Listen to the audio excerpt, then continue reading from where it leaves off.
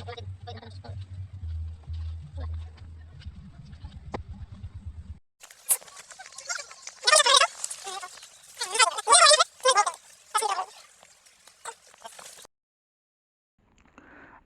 বন্ধুরা, ছবি লাইফস্টাইল চ্যানেলে সবাইকে স্বাগত জানিয়ে আমি আমার আরেকটা ভিডিও তোমাদের সাথে শেয়ার করছি। তো পিঠা খাওয়ার দিন সকালবেলা আমরা গ্রামের বাড়িতে কি করি সেটাই তোমাদের সাথে শেয়ার করছি। তো আমার একটু দেরি হয়ে গেল ভিডিওটা দিতে, তোমরা কিছু মনে করো না, আমাকে ক্ষমা করে দিও।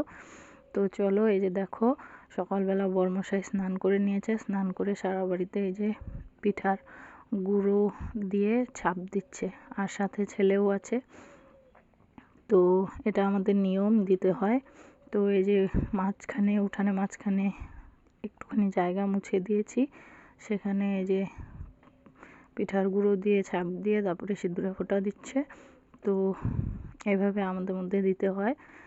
তো গরুকেও দেওয়া হবে। তো তোমরা সম্পূর্ণ ভিডিওটা দেখো আর আমার সঙ্গে থাকো। তো এই যে দেখো আমাদের গরুকেও দিয়ে দেওয়া হয়েছে, আর এটাই নিয়ম, গরুকে তো দিতেই হবে, গরুর জন্যই স্নান করা। তো ওকে পিঠার ছাপ দিয়ে ওকে সিঁদুরে ফোঁটা দিয়ে দিল, আর এখন হচ্ছে ওকে পিঠা খাওয়াবে। তো চলো দেখো, এই যে ওকে পিঠা খাওয়াচ্ছে। তো রাত্রেবেলা এই যে পিঠা খাওয়ানো হচ্ছে, খাচ্ছে কি সুন্দর পিঠাগুলো। তো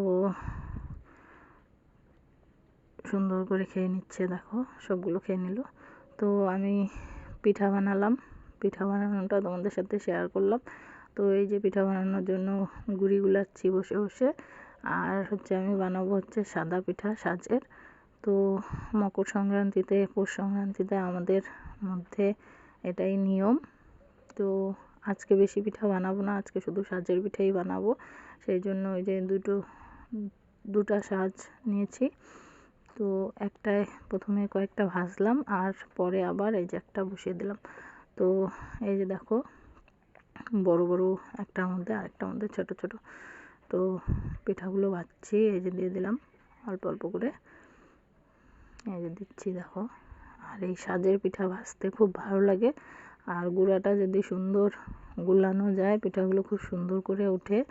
আর ঠান্ডার দিন আমি অনেক কিছু পড়েছি, পরে ভিডিওটা তোমাদের সাথে শেয়ার করছি, তোমরা কিছু মনে করো না। আমি এক্সট্রাভাবে কোনো ভিডিওর জন্য মানে সেজে গুজে বসিনি, মানে আমি যেভাবে ঘরে হচ্ছে কাজ করি সেভাবেই সেটাই তোমাদের সাথে শেয়ার করলাম, সেটাই তোমাদের সাথে আমি শেয়ার করি সব সময়ই।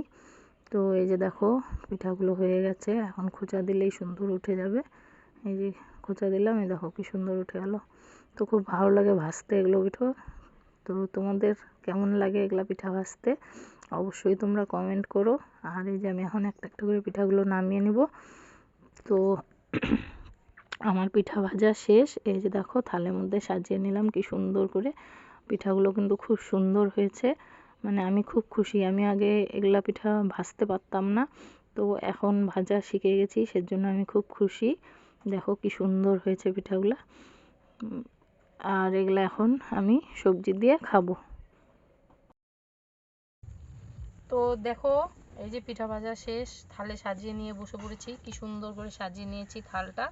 আর এই সাদা পিঠাগুলো দিয়ে না মাংস খেতে দারুণ লাগে। তো এখন তো রাত হয়ে গেছে, মাংস আর কোথায় পাবো বলো। তো দুপুরের যা ছিল সেটা দিয়ে কাজ চালিয়ে নিচ্ছি। তো চলো আমি একটা পিঠা খাই। যে দুপুরের সবজি,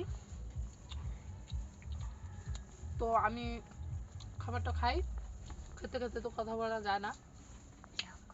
তো তোমরা ভালো থেকো, সুস্থ থেকো। ভিডিওটা এখানেই শেষ করছি, দেখা হবে নতুন আরেকটা ভিডিওতে। আর আমার চ্যানেলটাকে সাবস্ক্রাইব করো।